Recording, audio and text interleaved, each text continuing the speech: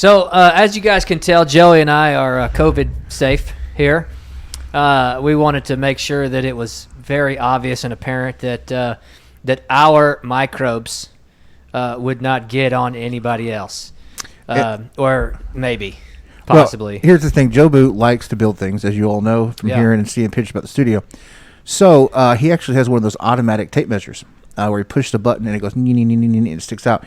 So periodically, every 5 minutes, when we're doing other videos, we're testing ourselves, making sure we remain 6 feet apart at all times. Because we shift in our seats, and I would hate to be 5'7" apart from somebody else. I mean, that 3 inches is vital space there. And I got ourselves a pretty big bottle here of, let's see, I can't even read the thing. It's active antimicrobial hand sanitizer. Ooh. So when this couldn't be found anywhere, we were doing me and the kids were doing our country drives. Uh-huh. Shout out to the 7-Eleven out in Princeton.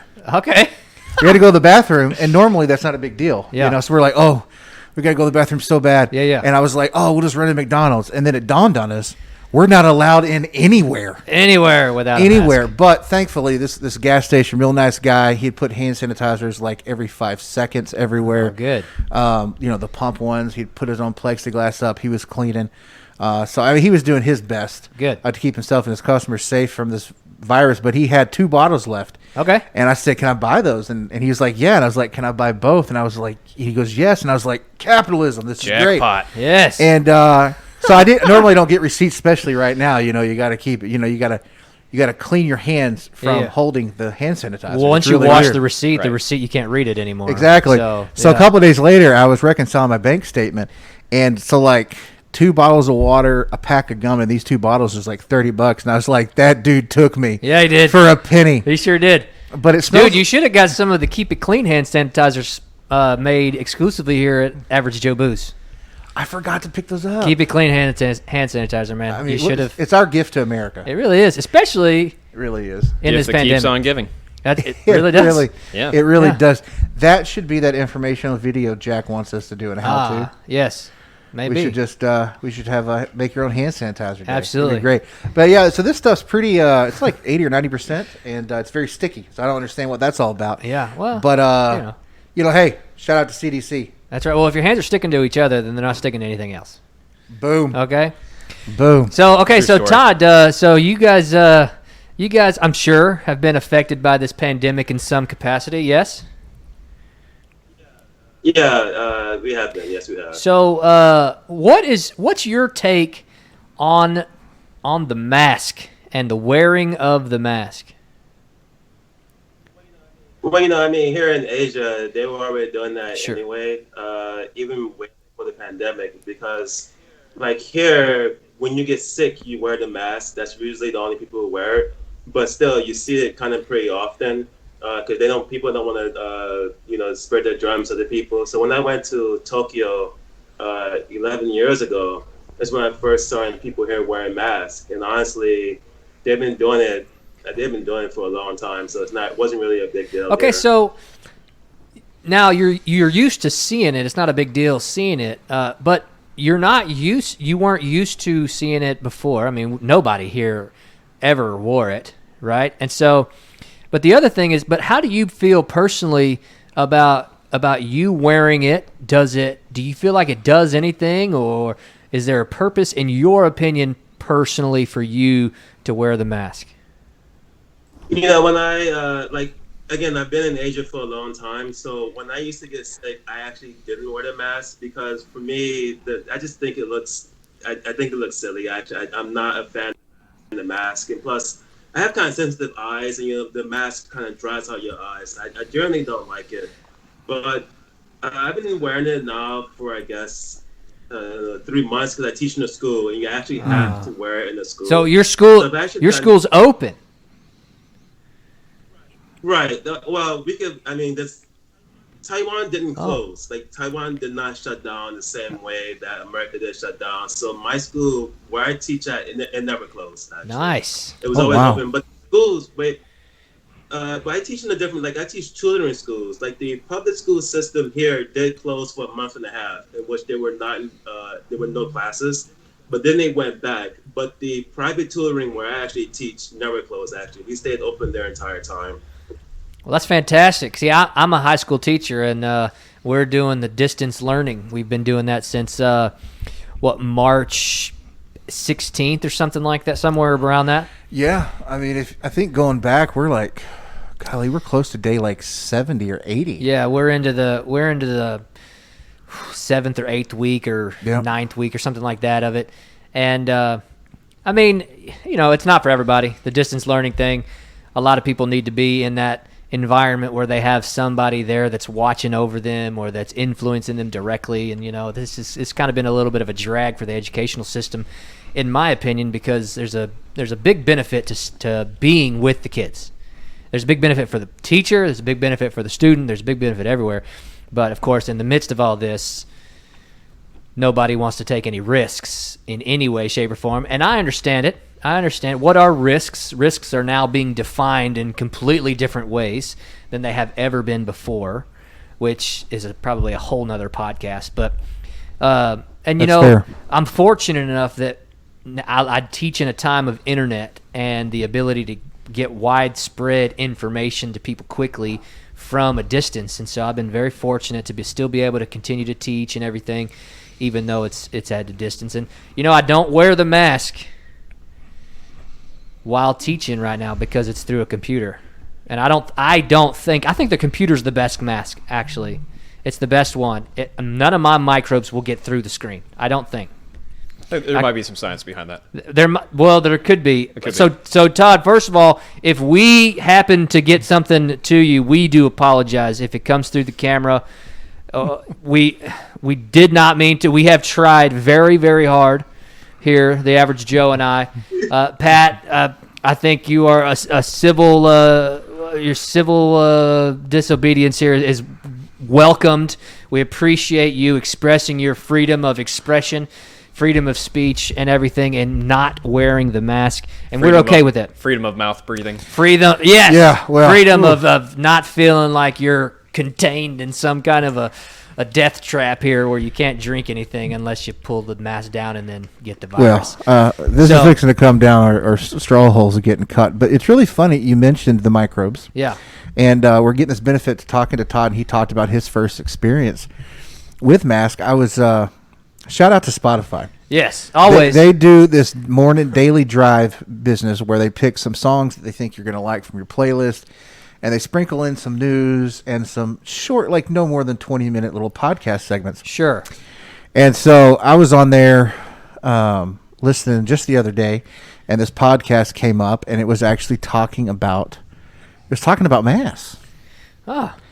And it was really interesting. There was a study done about 10 years ago, and after the bird flu, influenza, went throughout Asia. And so this doctor, Dr. Anna Davies, I believe in Australia, she was thinking to herself, well, what would happen if this happened here? What are we going to do? And so she went around her house and she tried to pretend. This is over 10 years ago. She tried to pretend, what if this was happening here?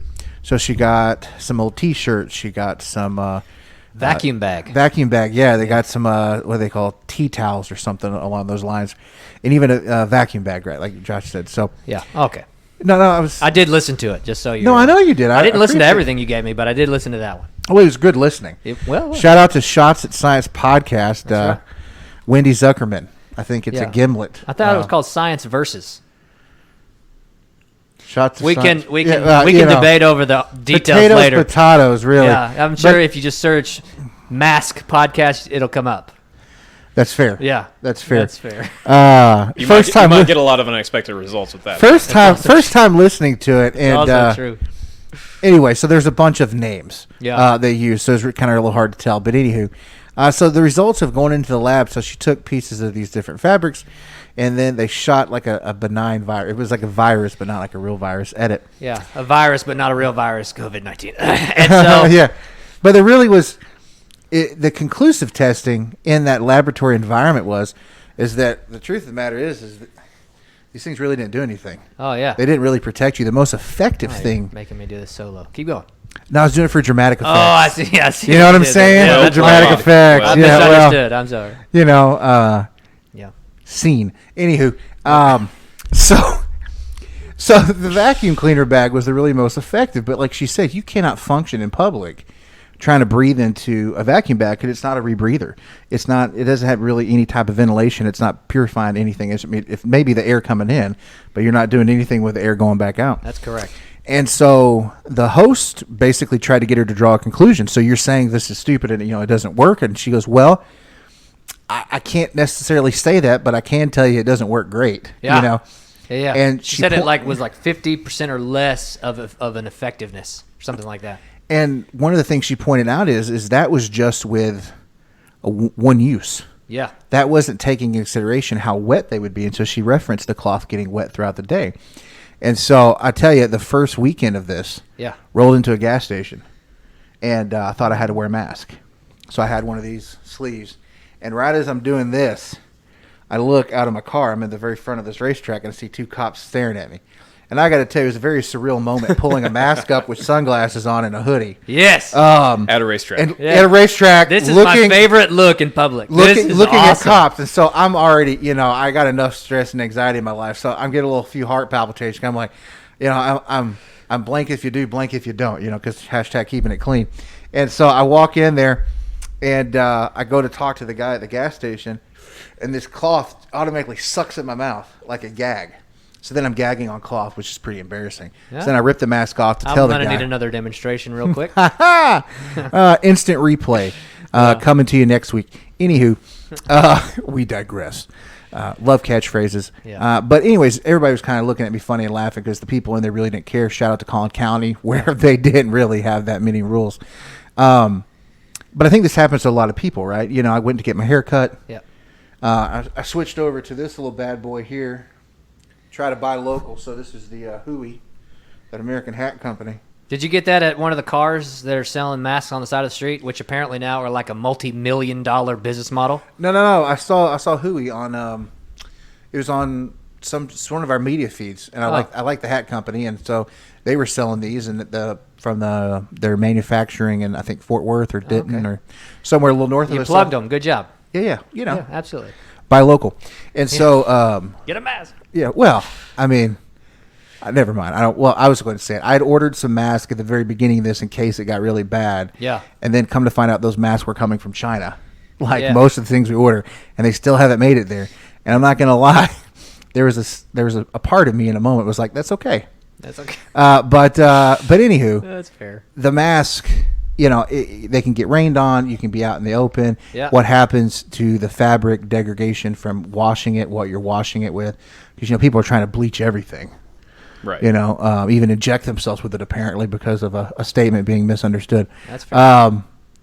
So, yeah, I mean, it's hard, right? Because you go out in public, if you don't have a mask on, you're feeling like socially awkward, and then are you going to be in trouble? I don't at all. Well, no, of course. I actually look at other people like, what is wrong with you? Yeah. Because to your point, what you're talking about, masks are supposed to be used in an acute setting only. Yes. They're a one-time use product. Yes. And they're really only meant to reduce large droplet spread from an infected person. Yes. If you're wearing it and you're not sick, those particles, based upon how big they are going to pass right through that mask, and you're not protected in any shape, way, or form, even with an N95 respirator mask. Man, if you don't have an acute setting that you're in an operating room or in a clean room or anything like that, it's not doing you any good. If you're healthy and you have no presence of virus or bacteria that are harmful to others.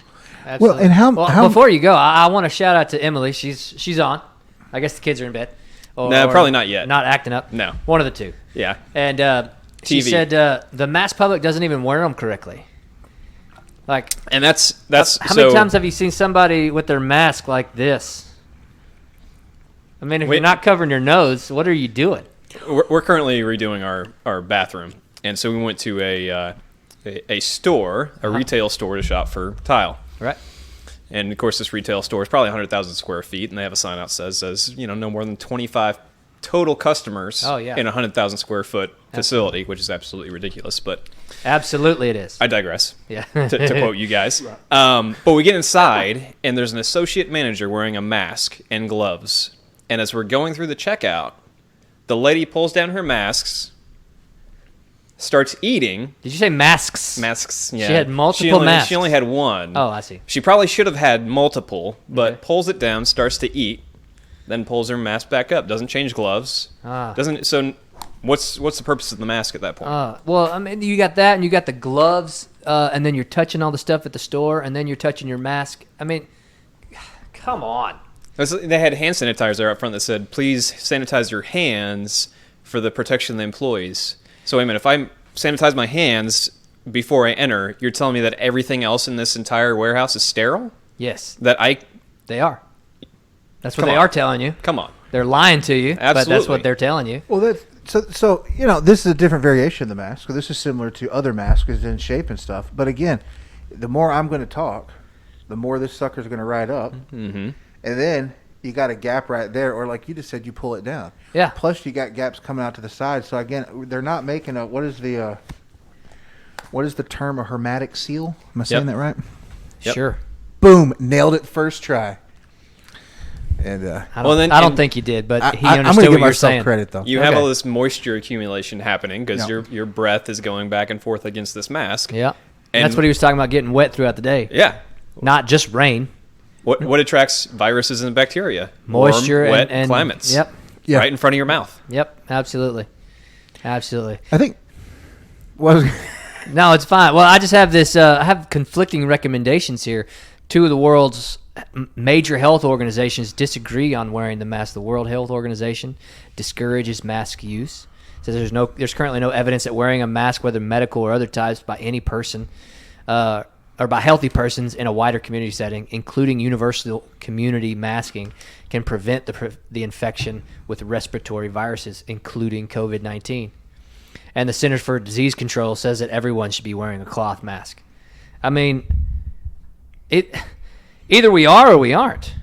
well, I think we got another one queued up here in a minute where, Dr. Fauci, who I'll admit in the beginning of this, I was like, well done, sir.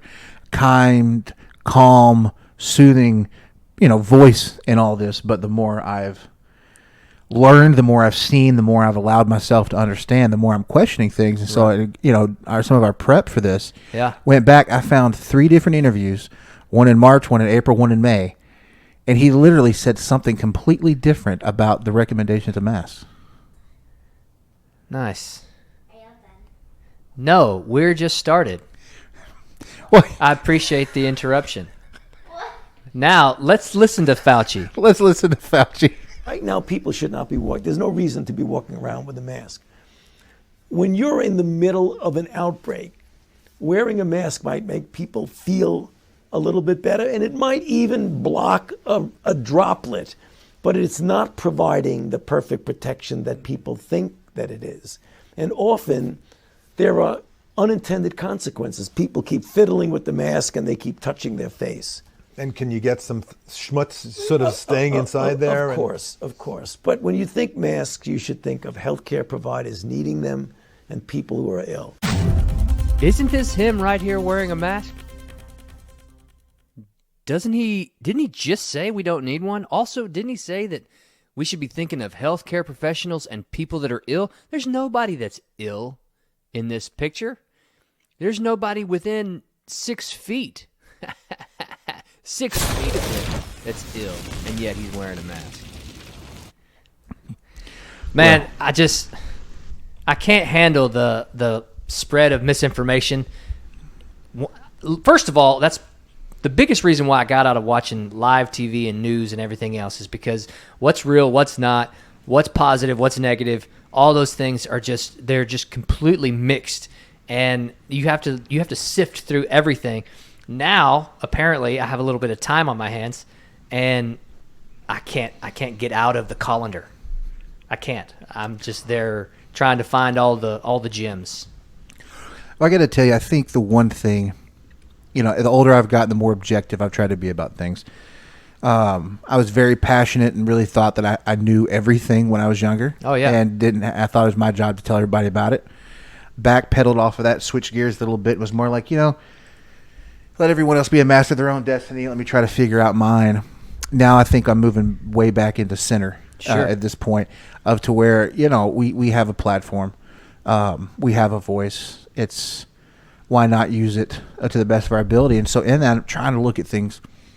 And so regardless of your political affiliation or your sway of which side of the spectrum you want to be on, as a human being, as a citizen, as a resident, as an American, as a Texan, I am just really, really frustrated and have been about the misinformation and all the things we're being told. I mean, the hysteria that they've created in this country throughout this is uncanny. I mean, to be told on one hand, masks are stupid, don't go get a mask, you're going to be fine, everything's fine.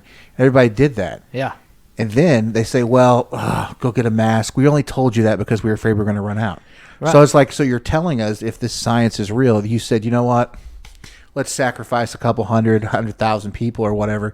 It doesn't make any sense. What about the Surgeon General telling us, you don't need a mask. You don't need one. And then, like a month and a half later, he recants and sides with the WHO, who initially said, don't wear a mask, and now the WHO changed their mind. So what, the Surgeon General's got to change his mind? Well, you know what? He might be trying to take a new approach, which I'm considering, which is just do the opposite of anything the WHO tells you to do. No. He's now siding with the WHO. So maybe he started off with the right frame of mind. Well, so did the WHO. That's what I'm saying. And they originally said it's no mask, and now they're saying mask. And then the Surgeon General's like, okay, mask. Big Brother Fauci pulled him in. Fauci or Redfield? Which one? Both. Okay, well, that's fair. They're pretty much the same person anyway. That's also well then. So what's up with the scarves? What? I mean, that's the question I really want to know the answer Scarves? to. Not even a mask. Like somebody putting like a scarf over their face. Yeah, she's got a scarf on all the time. Well, so see, I actually got denied entry to Guitar Center because I wouldn't wear a mask. But they said if I could find some cloth to put over my face, then they'd let me in. So I pulled my shirt up over my face. And I'm thinking that fits the rules you just gave me. And then he was like, nope, that doesn't work. So then I went to my car. I was like, well, I got a kitchen towel. I can hold that over my face. He's like, no, if it ever comes down, then we have to kick you out. I was like, well, what if I can tie it around my face? Because I needed something for the studio. And we were recording like that night or something, and I wanted to get going. So anyways, I went in. I was able to tie that towel around my face, and it came loose like 2 or 3 times because towels aren't intended for bandanas. And there was no other place where I knew I could go and get the stuff that I needed. So I had to like cater to this, put a cloth over your face just so you can enter the store and be a patron. And I was just sitting back thinking, this is ridiculous. Emily just said it's like this new social justice virtue signaling. It's how safe can you appear on the premise that you're taking all these precautions to make people have this false sense of security, so they'll shop with you. Yes. Yeah, but the thing that people don't want to understand, they don't want to recognize is this false sense of security they're programming into us is to help fight against the unnecessary fear and panic that they put into the world. I had a similar experience getting my hair cut last weekend. I was trying to shout out to Redemption Barbershop in Rowlett. I was trying to go out there and show them some love and support after they were wrongfully removed from their residence. Oh, yes. Check them out on some of what they're doing to show them a little bit of love. But anywho, wasn't able to get in because there were so many people in the community trying to show up and support them. Really needed a haircut. So found one of the sports clips. Yep. In Wiley, actually technically Murphy, not the one I usually go to, but it only had a 60-minute wait, so I rolled over there. Attaboy. And they don't let you in the store. They come outside and they do the temperature and they ask you all the questions, and then if you don't have a mask, they give you a mask in a bag. They give you one. They provide one. Yeah. So they want your business enough to where if that's going to be a requirement, they will give you a mask so you can then buy something. A disposable mask and a Ziploc baggie. So okay, you got to think about it. Somebody, hopefully they were following all protocols before they put the mask into the bag. But anywho. No. Let's get into that. I mean, if anybody else comes within 6 feet of the mask, you're going to die of COVID. Number 2, how do they put the masks in the bag? If they touch more than one, did they transfer from one mask to another? If they touched the bag, what was on the bag beforehand? And if that bag was somewhere beforehand, where was the person who touched that bag beforehand? I mean, we can go down the rabbit hole of where did the initial microbes come from that are on the mask that somebody else touched that they provided for you. Plus the temperature check too. If you can be a asymptomatic carrier for X amount of time, before you even present with a fever, what good does a temperature check do? See, I've been wanting to know the answer to that. I don't if that point if I have a temperature, then I'd be fearful that they were going to like sound an alarm and a SWAT team was going to come and you get carried away in quarantine. Yeah, which we'll get into a little bit later. Oh, will we? Thea, I got a lot I want to say about that. Okay, but what I felt really bad. The hairdresser I had, she was really nice, really sweet. We got to talking, and I work in healthcare, and she had a daughter of special needs, and so we were able to kind of talk a little bit about that. So I had the utmost faith that she was doing everything humanly possible. You know, I felt encouraged because if she was risking her daughter with special needs life, I have a brother with handicap at home, so I felt good about who I got paired with. But the protocols they were going through were pretty crazy. So they were trying to do single touch. So they would put the apron on you, but they couldn't touch it again. And then they would do certain things. And so I was like, "Can you do my beard?" And she goes, "No, we can't do your face." But they're removing the mask to do the ears. That is what she said. And so that's fair. And everything. And so she's got a mask on. I got a mask on. I think she had gloves on at one point. But then I was like, well, can I still do the face and the shampoo? Because that's worth the price of admission. Oh, the hot towel? I'll tell you what, man, that's my man spa time. Yeah. And so I do the double play. I don't really want you do the double play? I want to do the triple double or whatever it's called because I don't like sitting out there. What is the triple double? Okay, on the MVP, yeah, I don't really enjoy sitting there knowing there's a bunch of other guys trying to get their hair cut while she's got some like 1980s massage thing for 5 seconds. With a lawnmower engine on the back of it. Yeah, it's not. I love that thing. Well, I mean, I would feel better about it if it was in a more comfortable chair. Long enough for you. Well, no, I agree with it, so I don't want to pay for it. So I'd much rather have 2 of the hot towels, 2 of the shampoos. That's heaven right there. Okay. So she said, "Yeah, sure, we can." Okay. So we walked back there, and she's like, "Okay, now that we're back here, protocol, you can take your mask off." So I'm thinking, if she's behind me, she's washing you. She's behind me, cutting my hair, aura. And I got to have a mask on. But when she's literally above my face with me breathing into her the whole time. Whoa, what type? Where's this sports clips? I need to know where we're breathing into.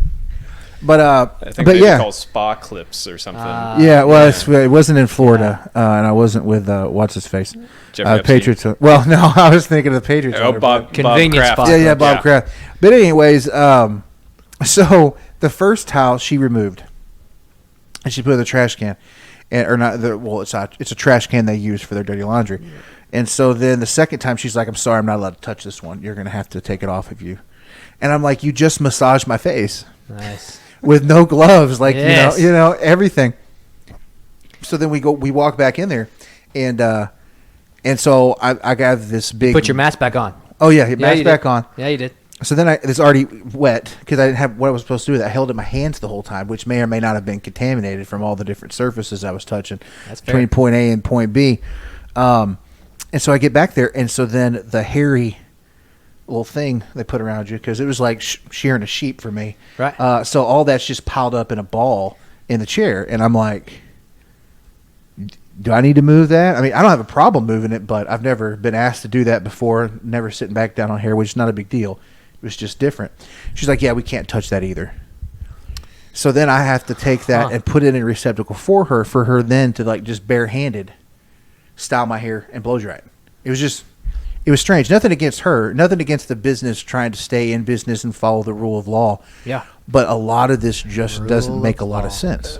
There's not a rational logic as to why we're doing the things that we do. And even if, say there was strict discipline around the way in which they did these things. If I went into the retailer to buy tile, and there was strict discipline around what they were doing, not a manager eating with her gloves and her mask, I might have more respect for the process. But when the process isn't followed and it's incoherent and people don't know how to interpret what do I do in this situation, then it's meaningless. It's a meaningless process. That's fair. Well, and it's the plexiglass being held by a chain. suspended in the air. I get it. I understand the thought. I understand wanting people to feel safe. I understand wanting to take some control, to know that you're doing something, right? Because we're fighting something invisible. I get it. But with my understanding of how HVAC systems work, centralized heating and centralized air, my understanding of the shelf life, right, or the lifespan of these particles, these molecules, this virus, if that air is being recirculated and there's not like some ultra industrial hospital grade HEPA filter cleaning the air going back in it, everything you're breathing in there potentially. I mean, it's kind of like, not that everything in Hollywood's real, but it reminded me of the movie Outbreak. Mm-hmm. Everybody's going to the movie theater. The one person sneezes, it's in that circulation, the whole town gets it. Needless to say, I have not physically been back in a theater yet. That's fair. But hey, Todd, so in Asia, where you've been, my friend, do they have any weird protocols when it comes to things like going to a barber or getting your hair cut or any other type of cosmetic type industry that you've experienced? Well, the thing that I thought was kind of strange in the beginning, because we've been dealing with this since January, because I think it started in China around December, and Taiwan is really close to China, and so we've been dealing with it for like maybe 2 months before it came to America. But the thing I thought was strange was that like we were supposed to wear our mask in most when we were out on the train, on the subway, and on the bus. But then you would go into a restaurant and no one would be wearing a mask. And so you can sit in a restaurant for half an hour while everyone's eating. And the restaurants here are really crowded because a lot of apartments in Taipei don't have kitchens. And it's like a lot of Taiwanese people eat out all the time. And so the restaurants were crowded and the coffee houses were crowded. Like it would be like without any seats. So it did seem kind of odd that, you could have, you were supposed to be really cautious on a train. You're supposed to be really cautious, like in a school or on a bus. But then when you go into the restaurant, no one's wearing a mask, of course, because they're eating, and then you can sit there for like a half an hour. So that was kind of bizarre. But the barber shops were all running, and nothing really closed here except the schools. The schools were closed. The public schools were closed for like a month and a half. But everything else, more in the nightclubs and the bars, they had to send police there to close those down. But everything else basically remained open. So those are the main things that closed. The schools, the nightclubs, and the bars are closed for like a month and a half. So what you're saying is you didn't have near the experience of any of this that we're talking about right now. No, we didn't. People continued working. Everything kept running. So we didn't have the social distancing started, honestly, after it started in the West, and then it seemed to come over here because people in this part of the world are actually just a lot closer in general. They stand a lot closer together. Right. But it's still not follow. But no, we didn't have the experience that's having in the Western world in America, no. Now, to be fair, I feel like social distancing started when social media started. That's when people started trying to communicate, and they didn't want to be anywhere near you. I mean, to me, that's the definition of being socially distant. Well, you're out of society, but yet you're in the know and communicating with people through a screen. Well, I got to tell you, not to jump subjects, I'll just say this one little thing, but came up a conversation with me and you the other night with how they're handling the school stuff for me. I've been thinking about it a lot. And I think Robert Smith, he just joined me and him have had a couple interchanges on, or exchanges on a couple different posts, and I think coming from the same mindset. You want to be safe instead of sorry later. If you're dealing with your kids, it's very scary.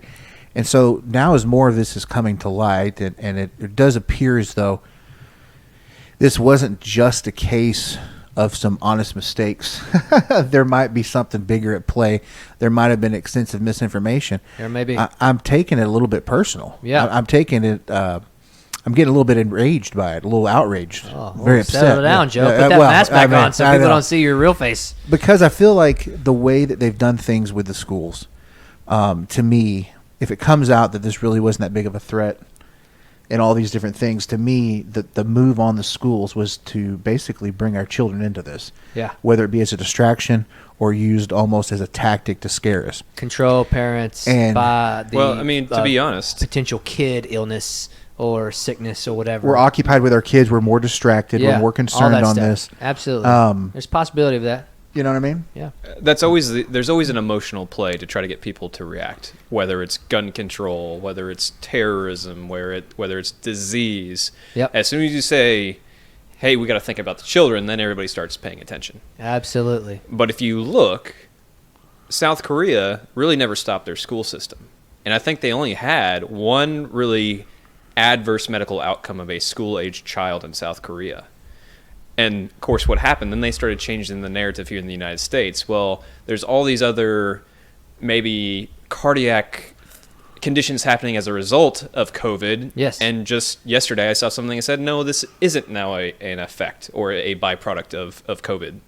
So you have to look at how the data presents itself to make a decision. You can't just go and just make a reaction. Yes. Because it's myopic, and now you have all these second and third order effects. Well, this is a second separate podcast altogether. So, or at least part of the topic of another one. But I'm going to just throw this little dime in there. Hand grenade. There you go. The death reports. There have been doctors reported to have changed the cause of death on the death report to say COVID-19, as opposed to what actually killed them. And the one that I'm thinking of specifically, I don't know where this happened, but I have a video of it. I don't have it queued up, so I'm not going to get it real quick, maybe at all today, but maybe next time, is a motorcycle victim. He was in a motorcycle crash. He died from his wounds in the motorcycle crash, but because he tested positive for COVID, it was a COVID-related death. So he had COVID. He didn't die from COVID. But because he had COVID, it was a COVID death. And so that's a statistic now in the COVIDs.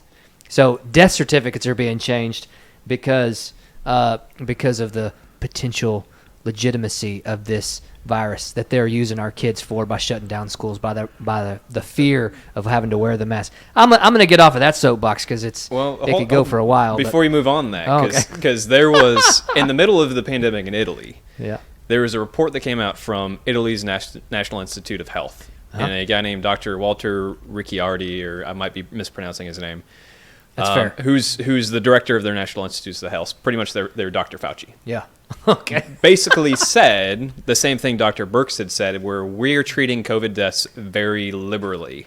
So if somebody dies with COVID, we consider that a comorbidity, and that we're going to report it as a COVID death. Comorbidity. But as they went back and they examined death certificates, they found only 12% had a direct causality to COVID being the culprit. Yes. So if you extrapolate that out, and all the deaths that have happened here in the United States with that same type of statistic, 12% of 80,000. Yep. So we could be only talking 8 to 10,000 deaths as a result of COVID. Quick math, I love it. But when you also take into account that 90% of victims who are on respirators are dying, yes, we also have to account for inappropriate or incomplete treatment protocols that are causing death as well.